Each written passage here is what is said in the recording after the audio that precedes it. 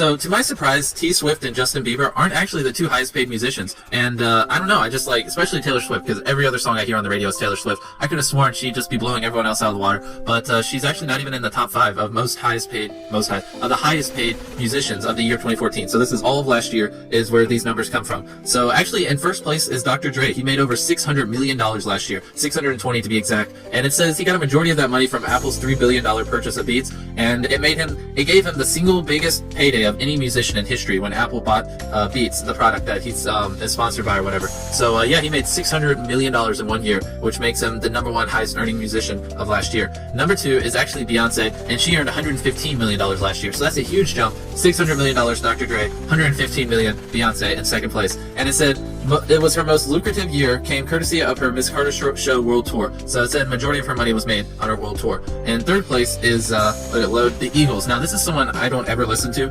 To be honest, I don't even know any of their songs, but apparently the Eagles made $100 million last year, and they are the third highest paid musician of 2014. And it says they're the ageless rockers. They have an ongoing history of the Eagles tour, which helped them earn more last year than Lady Gaga, Kanye West, and Miley Cyrus combined. So apparently these guys are pretty legit, even though I've never heard of them.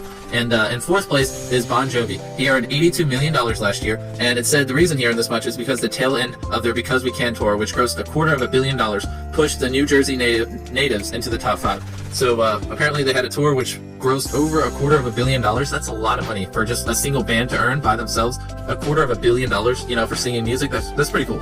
And that put him at the number 4 slot. In fifth place is Bruce Springsteen. He earned $81 million last year, just $1 million behind Bon Jovi. And it said that he was grossing more than $4 million per night with the E Street Band when he was on tour. So when he was on tour, he was making $4 million per night. Now, I know it takes a lot of preparation and you have to write a song and all that, but still, to get up on a stage and sing for a little while and then make $4 million more than a lot of people make in their entire life in one night, that's pretty crazy. And that's why he is at number 5 in the top 10 highest paid musicians. Number 6 is Justin Bieber, and he earned $80 million. So numbers 4 through 6 in the highest paid musicians are all within $2 million.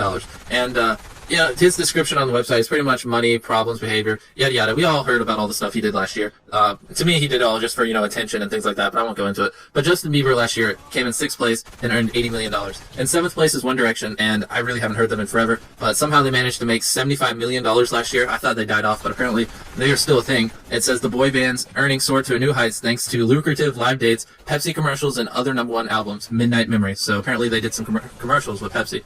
Number 8 is Paul McCartney, which I believe is the oldest member of all the people in the top 10. He is 72 years old, and it said he grossed more than $3.5 million per city when he was on tour, and he earned $71 million last year, which is a ton of money. I don't know what I would buy if I made $71 million, or if I was Dr. Dre and made $600 million. I mean, for real, what do you buy with that kind of money?